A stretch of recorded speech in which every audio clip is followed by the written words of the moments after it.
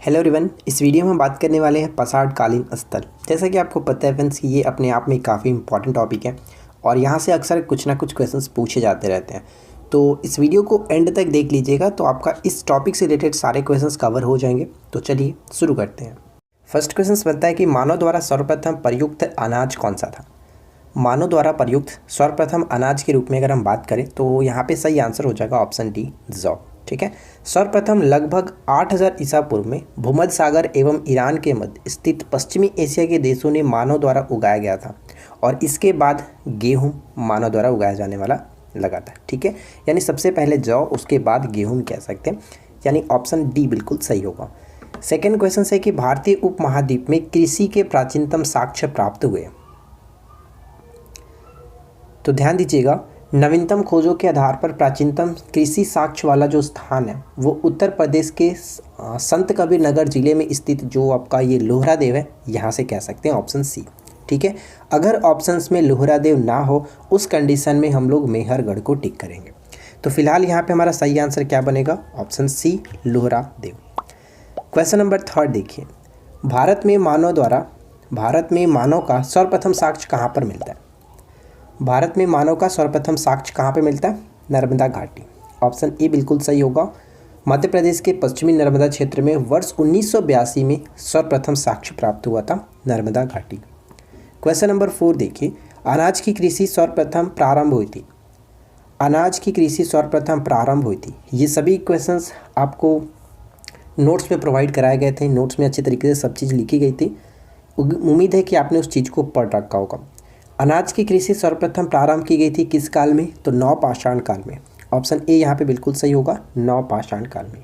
अच्छा, एक चीज़ मैं आपको और बताता हूँ, नवपाषाण काल में और भी 2 चीज़ों की खोज की गई थी, जैसे कह सकते हैं कृषि और पहिए का आविष्कार भी नवपाषाण काल में ही हुआ था। ठीक है ना, आगे बढ़ते हैं। नेक्स्ट क्वेश्चन है कि राष्ट्रीय मानव संग्रहालय कहाँ पर स्थित है। राष्ट्रीय मानव संग्रहालय, जिसका नाम बदल करके इंदिरा गांधी राष्ट्रीय मानव संग्रहालय कर दिया गया, ये आपका पड़ता है भोपाल में, यानी ऑप्शन बी को टिक करेंगे, भोपाल।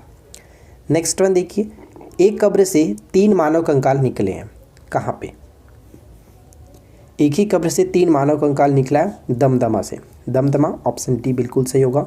अगर हम बात करें कि ये दमदमा फ्रेंड्स कहाँ पे पड़ता है, तो देखिए मध्य गंगा घाटी के प्रतापगढ़ जिले, यानी उत्तर प्रदेश के प्रतापगढ़ जिले में स्थित कह सकते हैं सराय नाहर राय एवं महदहा तथा दमदमा, ये तीनों आपका स्थित होता है उत्तर प्रदेश के प्रतापगढ़ जिले में। नेक्स्ट क्वेश्चन, गुफरा कराल नौपाषाण स्थल कहाँ स्थित है। गुफरा कराल नौपाषाण स्थल जो है ये कश्मीर में पड़ता है, ऑप्शन बी, कश्मीर में। नेक्स्ट वन, निम्नलिखित में से किस स्थान से हड्डी के उपकरण प्राप्त हुए। किस स्थान से हड्डी के उपकरण प्राप्त हुए, तो ऑप्शन डी को टिक करेंगे, Mahadaha. Mahadaha, option D. Next question है कि जोरवे, नेवसा और दैमाबाद पुरस्थल किस राज्य में स्थित है। ये तीनों पड़ता है महाराष्ट्र में। दैमाबाद अक्सर पूछा जाता है, हड़प्पा जो स्थल था ये सबसे उसका दक्षिणी स्थल माना जाता है, दैमाबाद, ध्यान रखेंगे। चलिए अगला क्वेश्चन, जिसका कोई लिखित साक्ष्य नहीं मिलता वह काल क्या कहलाता है। जिसका कोई लिखित साक्ष्य नहीं मिलता वह काल क्या कहलाता है। उस काल को हम लोग किस नाम से जानते हैं, प्रौग ऐतिहासिक काल, ऑप्शन डी, प्रौग ऐतिहासिक काल। नेक्स्ट वन, निम्न में से कौन सा पुरस्थल मध्य प्रदेश में नहीं है। कौन सा पुरस्थल मध्य प्रदेश में नहीं है, तो अभी जस्ट हम लोगों ने ऊपर में देखा था दैमाबाद महाराष्ट्र में पड़ता है, बाकी सब आपका मध्य प्रदेश में स्थित होगा, यानी ऑप्शन सी को टिक करेंगे। इनाम गांव से किसकी प्रतिमा मिली है। इनाम गांव जो पुरस्थल है ये आपका पड़ता है महाराष्ट्र में, और किसकी प्रतिमा मिली है, तो मातृ देवी की प्रतिमा मिली है, सी को टिक करेंगे। ध्यान रखना है, इनमें से कौन सा महदहा से प्राप्त नहीं हुआ है।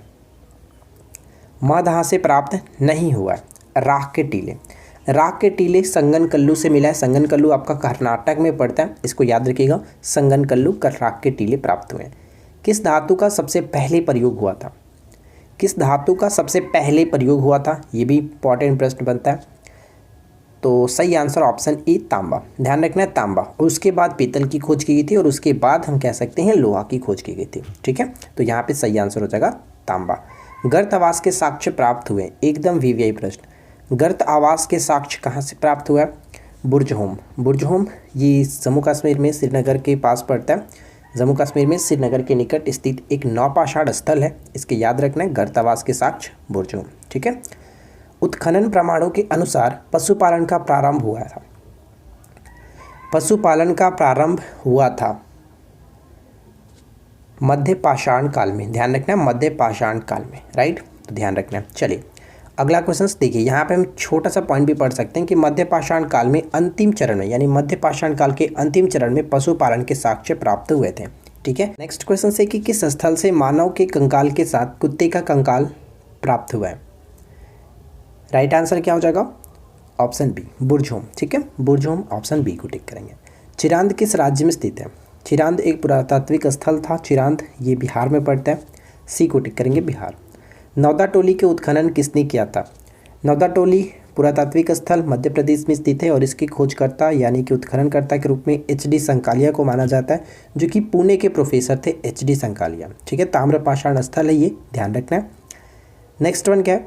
किसको चालकोलिथिक युग भी कहा जाता है? चालकोलिथिक युग, ध्यान रखने, बहुत ज़्यादा पूछा गया प्रश्न है। चालकोलिथिक युग के नाम से जाना जाता है। ताम्रपाषाण युग को हम लोग चालकोलिथिक युग के नाम से भी जानते हैं। नेक्स्ट क्वेश्चन है कि उस स्थल का नाम बताइए जहाँ से प्राचीनतम स्थायी जीवन के प्रमाण मिले। क्या होगा राइट आंसर? स्थायी जीवन के प्रमाण मिले हैं कहाँ से? तो कह सकते हैं ऑप्शन सी, मेहरगढ़। मेहरगढ़ जो है वो बलूचिस्तान के कच्छ मैदान में स्थित है, इसको भी याद रखिएगा। किस स्थान से मध्य पाषाण काल में पशुपालन के प्रमाण मिले हैं? जैसे ऊपर हम लोगों ने देखा था पशुपालन के साक्ष्य मध्य पाषाण काल के अंतिम चरण में प्राप्त हुआ था, तो पशुपालन के प्रमाण कहाँ से मिले ये आपसे पूछा जा रहा है। तो देखिए पशुपालन के जो साक्ष्य वो दो जगह से मिला है। एक तो यहाँ पे राजस्थान का बागौर कह सकते हैं, दूसरा मध्य प्रदेश का आदमगढ़।